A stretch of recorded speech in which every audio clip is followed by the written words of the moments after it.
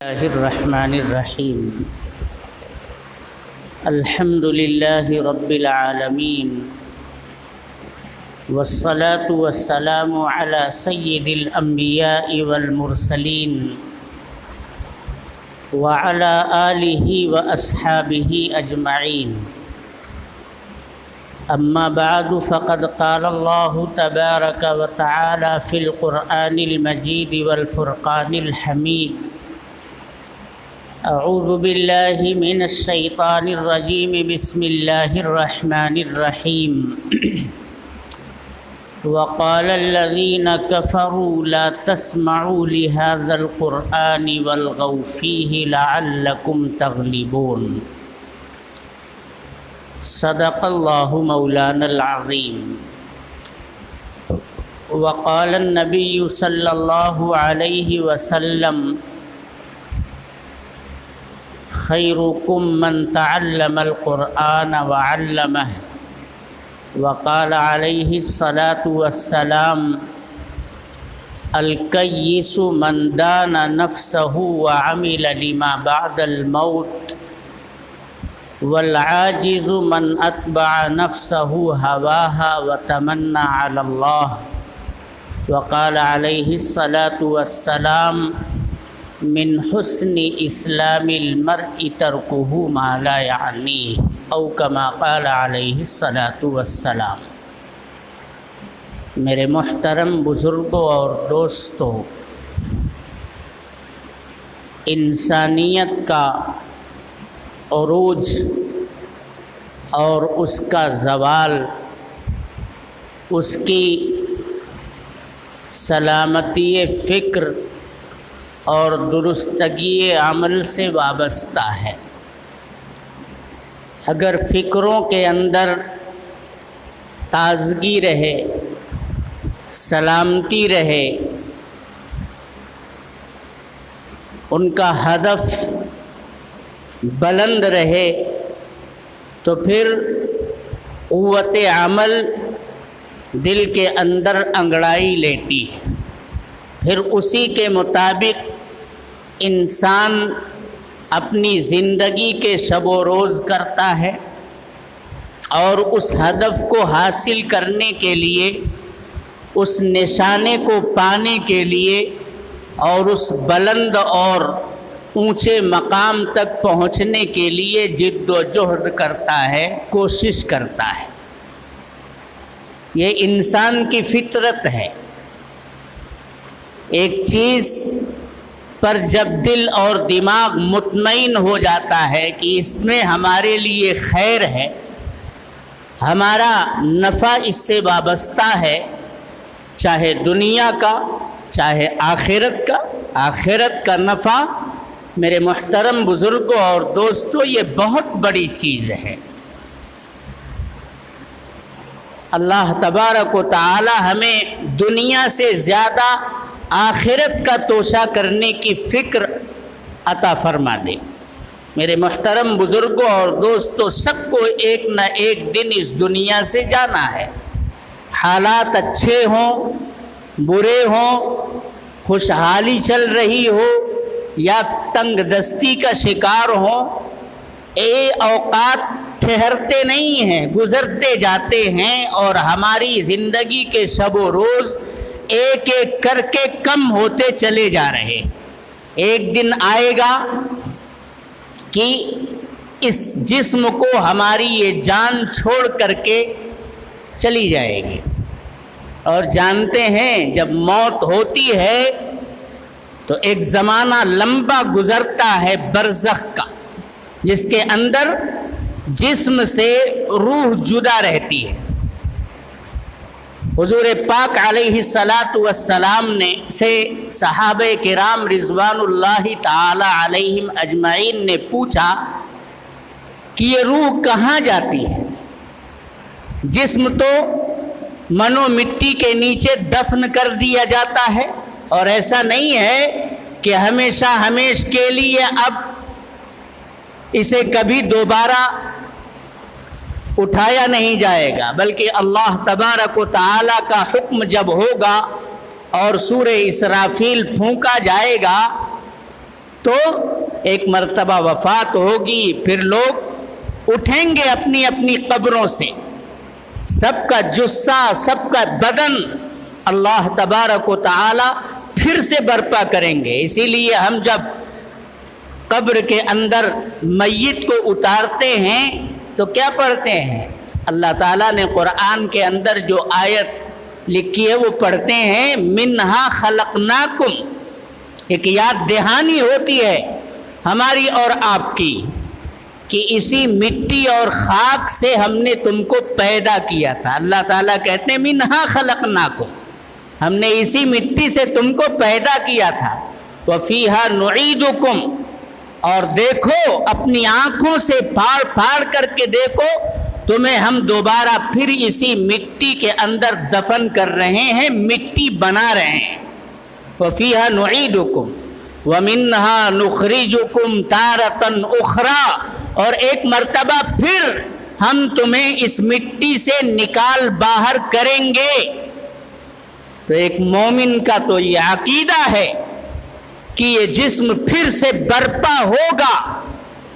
پھر وہ روح کہاں رہتی ہے؟ جناب محمد الرسول اللہ صلی اللہ علیہ وسلم سے صحابہ کرام نے پوچھا تو آپ نے ارشاد فرمایا کہ نیک لوگوں کی روحوں کو اللہ تبارک و تعالی مقام علیین کے پرفضا مقام میں پہنچا دیتے ہیں، اور نیک لوگوں کی روحیں آپس میں ایک دوسرے سے ملاقات کرتی ہیں، محبتوں کا اظہار کرتی ہیں، ایک دوسرے سے مل کر کے اپنی مسرت اور فرحت بانٹتی ہیں۔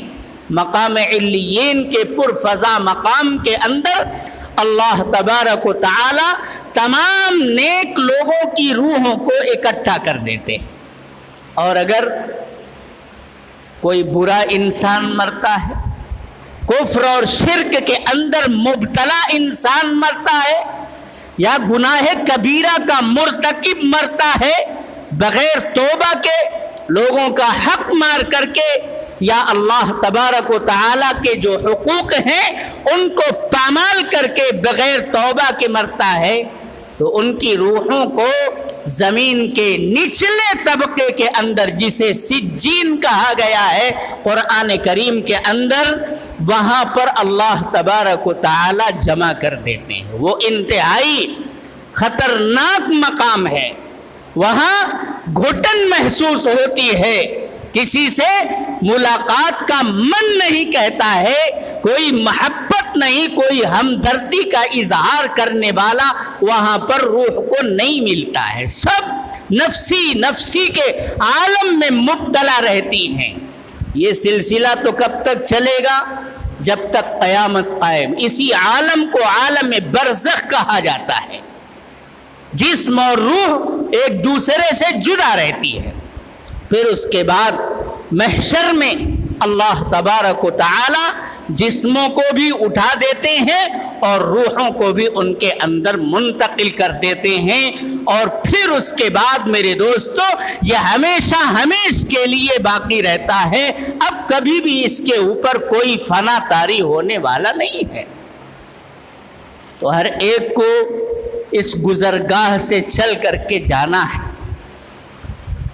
اللہ تبارک و تعالیٰ کے احکام، اللہ کی مرضیات اور نامرضیات کا علم حاصل کر کے، مرضیات پر چل کر نامرضیات سے بچ کر کے جو لوگ زندگی گزارتے ہیں، میرے محترم بزرگوں اور دوستوں، تدفین کا موت ہی سے ان کے اوپر اللہ کی باران رحمت برسنے لگتی ہے، اللہ کا کرم ان کے اوپر سایہ فکن ہوتا ہے، ان کی روحوں کو مقام علیین میں جگہ عنایت فرمائی جاتی ہے، ان کے جسم کی راحت کے لیے اللہ تبارک و تعالی جنت کی کھڑکی کھول دیتے ہیں، اور جو لوگ بدکاری کے اندر، کفر اور شرک کے اندر، اللہ کے انکار کے اندر مبتلا رہ کر کے اس دنیا سے رخصت ہوتے ہیں، ان کے جسم کو بھی تپایا جاتا ہے اور ان کی روحوں کو بھی مقام سجین کے اندر تڑپایا جاتا ہے۔ جتنے پیغمبر اس روئے زمین پر آئے سب نے میرے دوستو اللہ تبارک و تعالیٰ کی وحدانیت کا ڈنکا بجایا.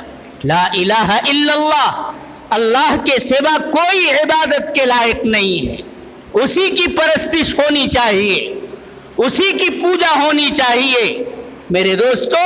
لیکن ہر زمانے کے وقت کے فرعونوں نے انبیاء کرام کا راستہ روکا یا انبیاء کرام کے نقش قدم پر چلنے والوں کے لیے بند باندھنے کی کوشش کی، لیکن ہر زمانے کے مخلصین نے، اللہ کے نیک بندوں نے پامردی کے ساتھ طاغوت کا، باطل کا، فرعونوں کا، ہر قسم کی رعونت کا مقابلہ تن من دھن سے کرتے رہے، یہاں تک کہ جان آفری کے سپرد کر کے چلے گئے اس دنیا سے.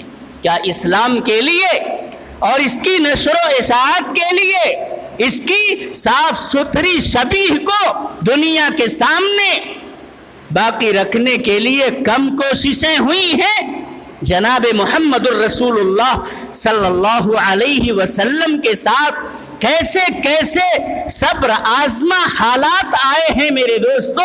پڑھیے، جب ایک چیز کو ہم نے طے کر لیا، اپنے دل اور دماغ کو مطمئن پایا کہ اللہ تبارک و تعالیٰ کی ذات مشکل کشا ہے، وہی خالق اور مالک ہے، وہی سب کچھ فراہم کرتا ہے، تو عبادت کی شان اسی کے حق میں جانی چاہیے، معبود برحق وہی ہے. ہم اس بات پر اپنے دل کو مطمئن پاتے ہیں.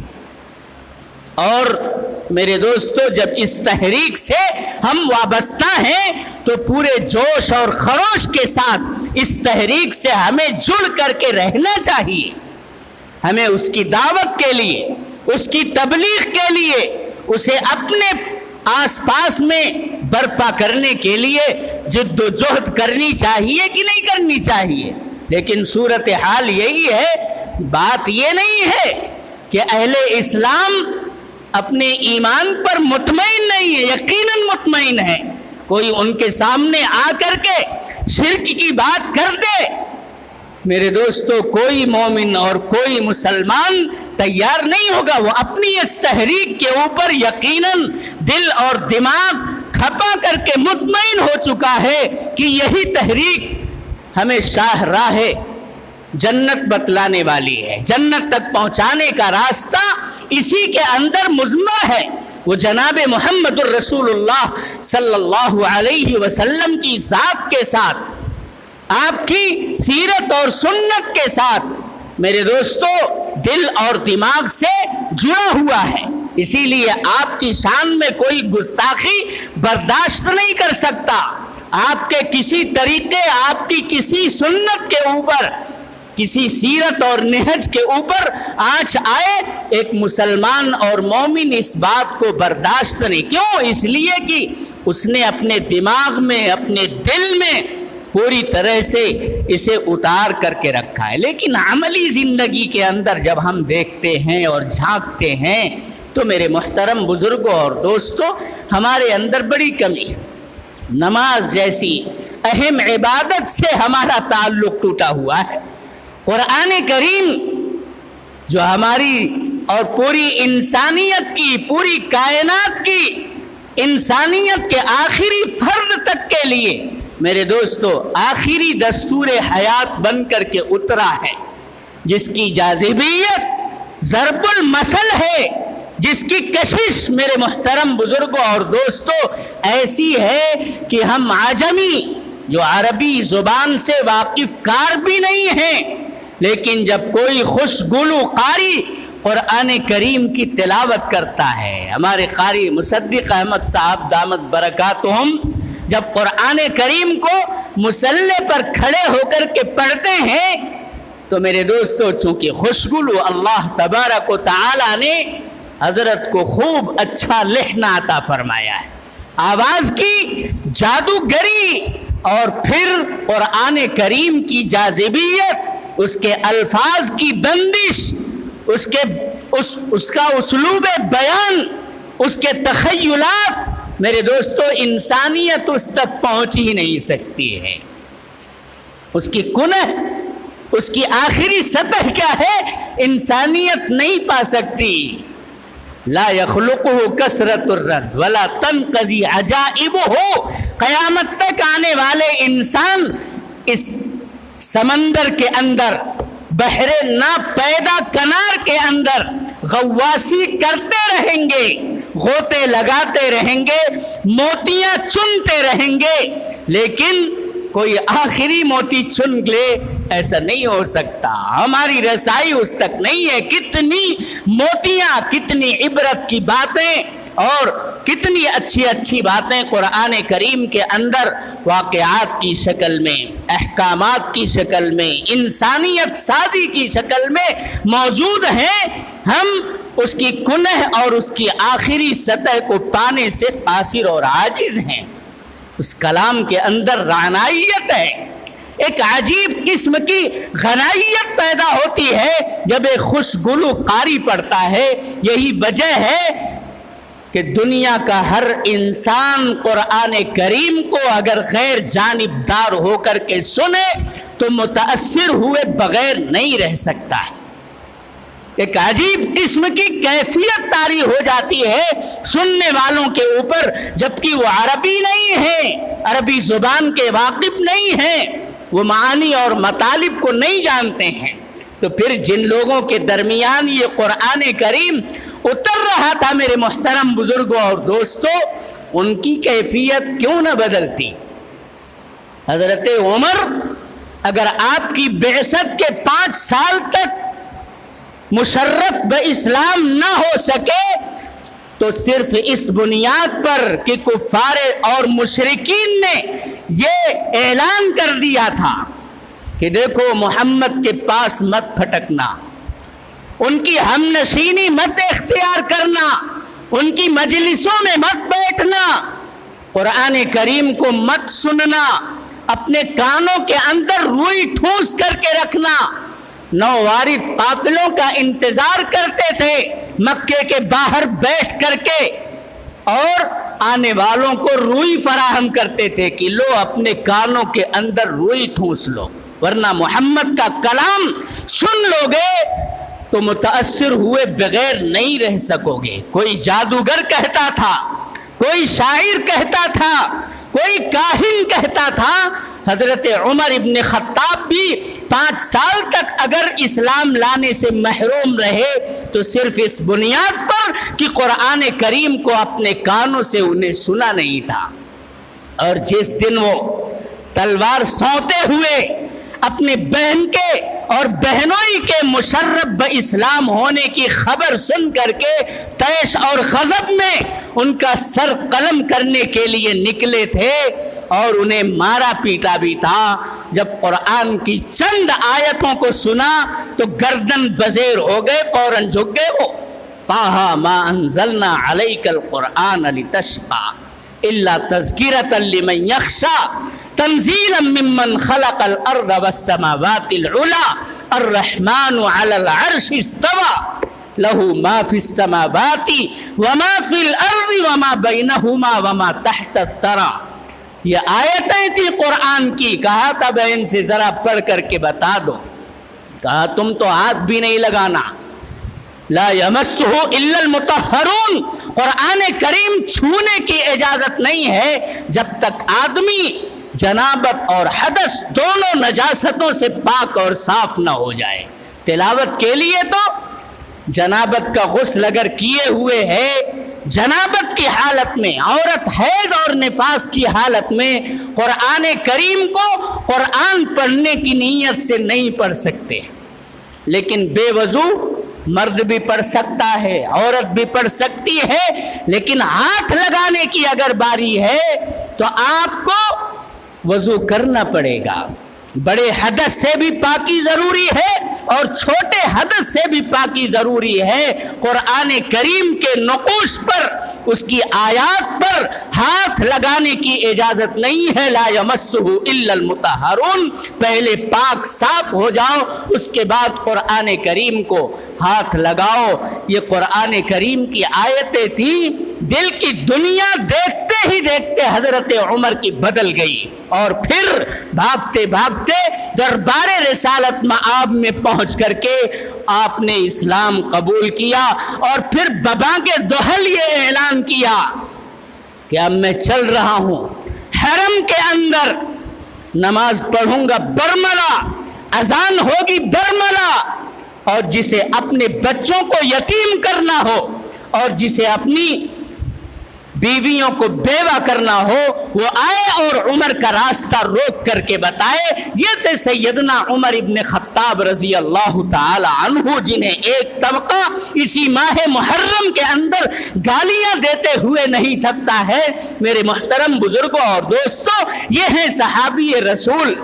ایسا ایمان تھا، ایسا ولولہ تھا، ایسا جوش تھا کہ سیدنا عمر جس راستے سے گزرتے تھے، شیطان کیا اس کا باپ ابلیس بھی تھرا جاتا تھا اور اپنے راستے کو کاٹ دیا کرتا تھا۔ حضور نے جن کے حق میں فرمایا لو کان بعدی نبی لکان عمر، اگر میرے بعد کوئی نبی ہوتا تو وہ عمر ہوتے۔ میرے دوستو، صحابہ کرام نے پھر ایک یقین بٹھایا قرآن پر، ایمان پر، رسول پر، اللہ پر، حشر و نشر پر، آخرت پر، تو پھر پوری پامردی کے ساتھ عمل کر کے بتایا۔ اس تحریک کو اپنے سینے سے لگایا اور روبہ عمل لانے کے لیے جتنی بھی ان سے کوششیں، کاوشیں، محنتیں ہو سکتی تھی، تن من دھن کی بازی لگا کر کے اس تحریک کو آگے بڑھایا، تو پوری دنیا کے اندر سرخرو ہوئے۔ وہ زمانے میں معزز تھے مسلمان ہو کر، قرآن کو سینے سے لگایا تھا، اور ہم خار ہوئے تارک قرآن ہو کر، ہم خود نہیں قرآن پڑھتے، پھر قرآن کی لذت آشنائی دوسروں سے کیسے کرا سکتے ہیں؟ اس کی حلاوت، اس کی چاشنی، اس کی جادوگری، اس کی سحر آفرینی، میرے محترم بزرگوں اور دوستوں، دوسروں کے سامنے کیسے ہم بیان کر سکتے ہیں؟ ہمیں خود قرآن پڑھنے کا سلیقہ نہیں ہے، ہم پڑھنا جانتے نہیں، اور نہ اس کی طرف سیکھنے کی، سمجھنے کی کوئی جد و جہد ہمارے اندر نظر آتی ہے۔ ایسا نہیں کہ ہم اسلام پر اور ایمان پر مطمئن نہیں ہیں، نبوت اور رسالت پر ہمیں کوئی شک اور شبہ ہے، اللہ کی توحید اور اس کی یگانہ شان سے ہم اور آپ کوئی شبہ اپنے دل کے اندر بالکل نہیں رکھتے ہیں، لیکن اس تحریک کو جس انداز میں اپنانا چاہیے اور جس شان کے ساتھ اس کے جھنڈے کو بلند کرنے کے لیے ہمیں جد و جہد کرنی چاہیے، اس کی دعوت اور اس کی تبلیغ پر جو محنت ہونی چاہیے، جو بازی لگائی جانی چاہیے، ہم نے وہ بازی لگانا چھوڑ دیا۔ ہم ضعف ارادہ کی، میرے دوستو، گھناؤنی حرکت کے مرتکب ہو گئے، ہمارے ارادے کمزور پڑ گئے۔ پھر ظاہر سی بات ہے، آدمی کسی تحریک سے بھلے ہی پورے جوش و خروش کے ساتھ وابستہ ہوتا ہے اور ابتدائی حالات کے اندر اس کے ساتھ بہت جڑ کر کے رہتا ہے اور اسی تحریک کو اپنا اوڑھنا بچھونا بناتا ہے، لیکن حالات کی ستم ظریفی یا دنیاوی خواہشات اور لذات کا اس کے سامنے ڈھیر سارا انبار ہوتا ہے، پھر وہ انہیں حاصل کرنے کے لیے، انہیں اپنی گرفت میں لانے کے لیے کبھی منصب، کبھی جاہ، کبھی نام، کبھی مال، اس کو بلند کرنے کے پیچھے پڑ جاتا ہے، تو وہ تحریک پھر پس پردہ چلی جاتی ہے، سرد خانے میں چلی جاتی ہے، پھر ہمارا وہ اوڑھنا بچھونا بدل جاتا ہے، تو ظاہر سی بات ہے اس کے اوپر زنگ لگے گا۔ وہ زنگ چھڑانے کی آج کے اس موجودہ حالات میں بہت ضروری ہے۔ میرے دوستو، دعوت کے نظام کو مضبوط کرو، دین کی تبلیغ کے نظام کو مضبوط کرو، قرآن کی تعلیم اور تدریس کے نظام کو مضبوط کرو، اپنے مکاتب قرآنیہ کے اوپر اپنا سب کچھ لگا دو۔ ایک وقت فاقہ کشی، یہ تو ہمیں پسند ہے، لیکن ہمارے بچے قرآن کی تعلیم سے اور اسلامی تربیت سے ناواقف رہ جائیں، یہ میرے دوستو ہمیں قطعی طور کے اوپر برداشت نہیں کرنا چاہیے۔ ورنہ جو جھونکے چل رہے ہیں، جو آندیاں طاغوت اور باطل کی طرف سے آ رہی ہیں، ہماری آنے والی نسلوں کی پھر کوئی گارنٹی باقی نہیں رہ جائے گی، اور اس گناہ کے ہم میرے دوستو شریک کار سمجھے جائیں گے۔ اللہ تبارک و تعالی ہم سب کو ضعف ارادہ کے اور اس وہن سے نکلنے کے اسباب اور جتن کرنے کی توفیق عطا فرمائے، اور پوری طاقت کے ساتھ اپنی فکروں کی سلامتی اور اپنے اعمال کی درستگی کے کاموں کے اوپر اللہ تبارک و تعالی لگا دے۔ ہم پورے معاشرے کے اندر، پورے سماج کے اندر، مردوں اور عورتوں کے اندر نماز کو قائم کرنے کی فکر میرے دوستو دلاتے رہیں۔ نماز اگر ہمارے معاشرے کے اندر برپا ہو جائے تو سارا خیر آہستہ آہستہ یہ ہمارے معاشرے کا حصہ بن جائے گا۔ تمام شرور اور فتن، تمام بدکاریاں، برائیاں، وہ چاہے اخلاقی ہوں اور چاہے سماجی ہوں، انشاءاللہ آہستہ آہستہ ایک ایک کر کے نکلیں گی۔ صحابہ نے محنت کی، تابعین نے محنت کی، محدثین، ائمہ دین، مجتہدین، صوفیہ اور مبلغین نے جد و جہد کی۔ میرے دوستو اسلام سرخروئی کے ساتھ اس دنیا کے اندر چلتا، پھلتا، پھولتا اور پھیلتا رہا۔ اب ہماری اور آپ کی ذمہ داری ہے، اس پیڑھی کی ذمہ داری ہے کہ مذہب کا تحفظ کریں اور اس کو چار چاند لگانے کے لیے جو بھی اسباب اور جتن اختیار کیے جا سکتے ہیں کرتے رہیں۔ اللہ تعالی ہمیں اعمال کی توفیق عطا فرمائے اور اپنی فکروں کو سلامتی کے ساتھ لے کر کے صبر اور اس صبر آزما ماحول میں چلنے کی توفیق عطا فرمائے۔ وآخر دعوانا ان الحمد للہ رب العالمین۔ سید ولد آدم خیر الانام، اس پہ لاکھوں درود، اس پہ لاکھوں سلام۔